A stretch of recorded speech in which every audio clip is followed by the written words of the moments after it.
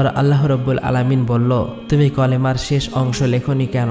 কলম ভয়ে কাঁপতে কাঁপতে বলল, হে আমার রব, আপনি পাক পবিত্র, আপনি এক অদ্বিতীয়, আল্লাহ ছাড়া তো কোনো উপাস্য নেই। এই নামের শেষে কোন নাম লিখব আমার তা সাহস হচ্ছিল না, আমার তা জানা ছিল না। তখন আল্লাহ রব্বুল আলামিন বলল, হে কলম, লা ইলাহা ইল্লাল্লাহ, এরপরে আমার একান্ত বন্ধু প্রিয় হাবিব মুহাম্মদ রাসূলুল্লাহ এই নাম লেখো, অর্থাৎ লেখো লা ইলাহা ইল্লাল্লাহু মুহাম্মদ রাসূলুল্লাহ। এই কথা শুনে কলম কয়েকশো বছর এই নাম লিখতে লাগলো।